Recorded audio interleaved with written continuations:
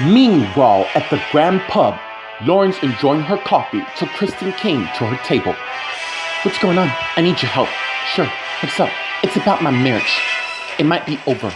Whoa, I thought you and Michael were solid, like Jesse and I. Yeah, I know. I could tell you something bothering you, so start talking. Meanwhile, at the Los Santos International Hospital in the dining room, Paul's reading the book on his iPhone, so Chad came and sat at the table, and Paul noticed. What's going on? Amanda fainted at the school, but I don't know why. Yeah, I overheard something my mom and Harold said about Julian and has to do with Amanda. She's been reacting to something that caused her to lose her balance. There's more to that. Meanwhile, in the waiting room, Michael and Wilma are bonding with their son Dusty. You are so amazing, aren't you? Yes, you are. Thank you, Mom and Dad. I promise you, we will take care of you always. And as Adam and Taya came in with Julian and they noticed and got up and faced him. Are those the result? Yeah, they are. Can you give us a minute? I'm not going anywhere, seeing that I'm her husband. Enough. We don't need any drama here. And as the nurse came in, Esther, can you take Dusty to get some ice cream? And as she led Dusty to the dining room. Meanwhile, at the Grand Baptist Church in the hallway, Aaron came to where Rachel, Gwen, Eric, Greg, and Claire is.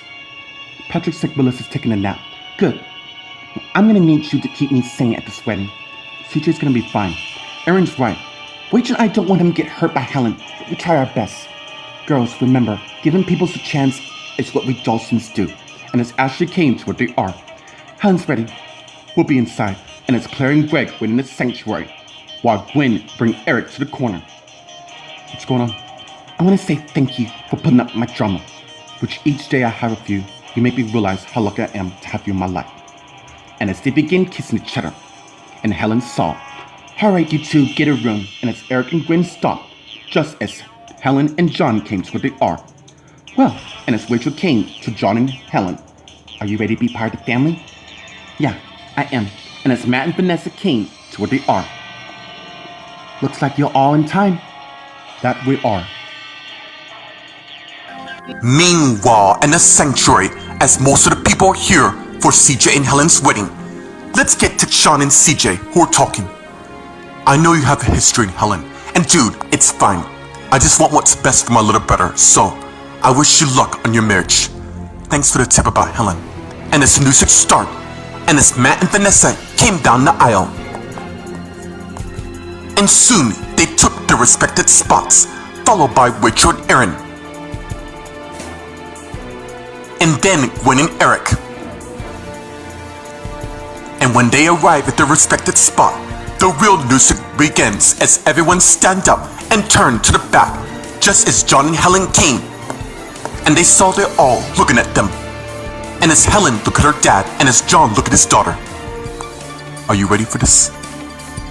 I was made for this. Thank you for this, Dad. No problem. And as John began to escort his daughter Helen down the aisle, and as she looked at CJ, who also looked at her, and they both exchanged looks of joy. And soon they arrived at the end, and as John turned and pulled Helen's veil up, and as Helen looked at John, I love you so much, Dad. Thank you for being here. No problem. I will always love you. And as they hug each other and pull away, and as John went and sat next to his wife Ashley, while Helen came towards CJ and faced him while he faced her. I cannot wait to have you as my husband. Me neither. And as everyone sat down, just as CJ and Helen turned to the minister, and as their wedding begins right now.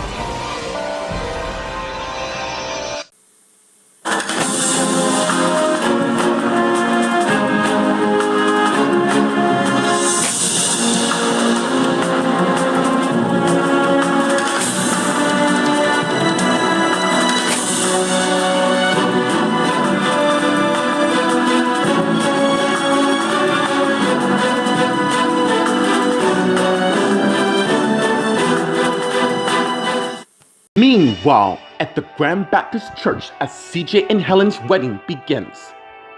Welcome, friends and family, to a wonderful occasion as we gather to bring these two together in holy matrimony. Now, who give these two away? And as John and Ashley said, we do. CJ and Helen has faithfully come to God as they pledge to love for one another in their union, and they too will become one. Let us begin to do so.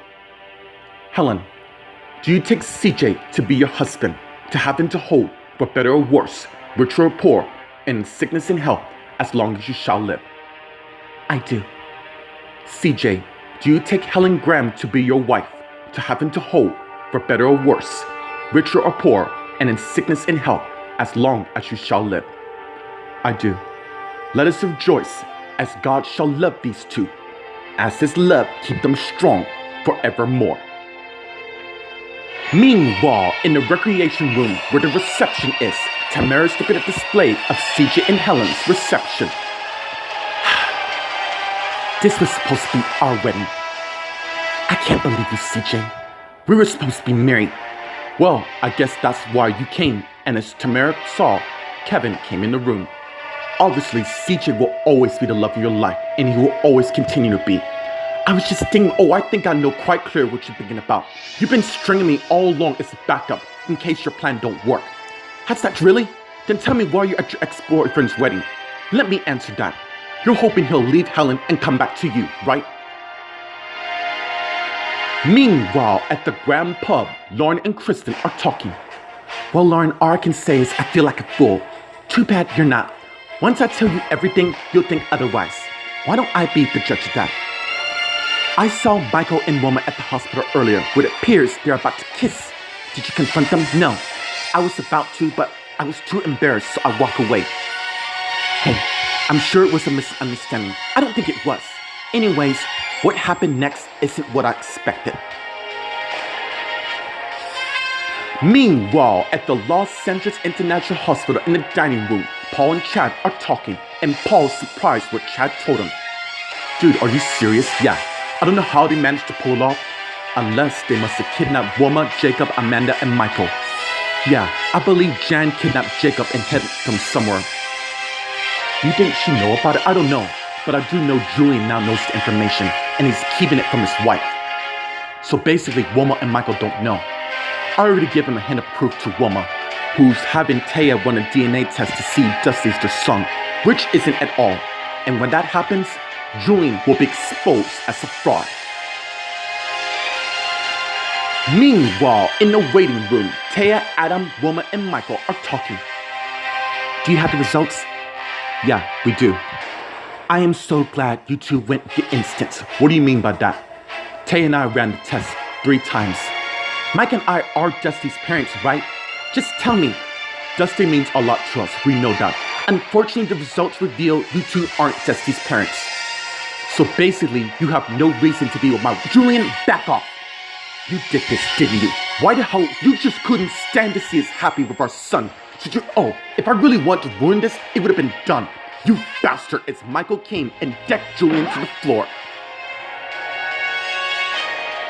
Meanwhile, in the interrogation room, Tina, Donald, Jeremy, and Daniel are talking. It is so good to hear you say that. It's true. And unlike Chris, no offense, Daniel, none taken, I will always be loyal to you to the end. So will I. And as Grace came in, and as she closed the door, and turned and saw the others who saw her. I want to be there for my brother's wedding, but I see my husband's giving my support, which I'm willing to give. And as Jeremy came to where Grace is, while Donald went to the cooler and got the stuff ready, along with Daniel. Let's get to Jeremy and Grace, who are talking. You really don't have to do this. I want to. Besides, it'll prove how much I love you. And as they begin kissing each other, and pull back and face the others. I am so glad to have an amazing family, and no matter what happens, we stick together. Damn straight. And as Don came and gave Tina, along with the others, a cup of sparkling cider. Let's toast to this moment. Always together? I like that, Daniel, very much. Always together, and as everyone said, always together. And as they raised their glass, and they all took a sip of the respected sparkling cider.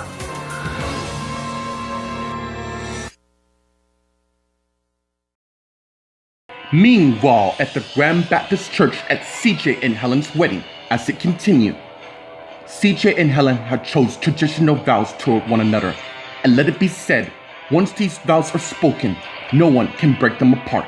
Now, let's have the rings, and as Sean and Isabella gave the minister the rings. CJ, repeat after me. With this ring, I take Helen Graham to be my wife to happen to hold from this day forward.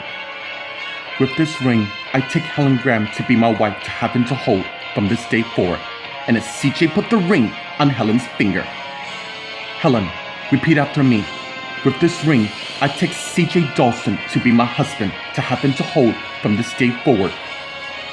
I take CJ Dawson to be my husband to happen to hold from this day forward. And as Helen put the ring on CJ's finger. Now that these two have taken their vows, let no one tear them apart. By the power vested in me, I pronounce you two, husband and wife. You may now kiss the bride. And as CJ and Helen begin kissing each other, and Rachel and Gwen pretend to be in joy of their union. Meanwhile, in the recreation room, Tamara and Kevin are talking. You couldn't be more wrong, am I? Because it seemed to me you wouldn't pass up a chance at all if you were to get your point, Kevin. I am sick of all these games you keep playing this since I got here. Look, I already told you. It may not be, so let me make it easy for you. We're done. Don't you dare walk away from me after everything until you get in your mind that CJ and you don't belong. There is no we. And as Kevin turned and left the recreation room, and as Tamara thinking, I cannot lose the only man I come to love. I just can't lose CJ. In fact, I won't. Meanwhile, at the Grand Pub, Lauren and Kristen are talking. Okay, tell me what you saw.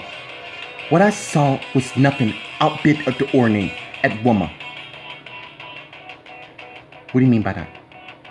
Wilma basically took advantage of my husband till Dusty got better. I'm sure they were sodomy. Really? They were about to kiss each other, Lauren. I'm sorry, what did you say? You heard me correctly. They were kissing like they had no care in the world except theirs.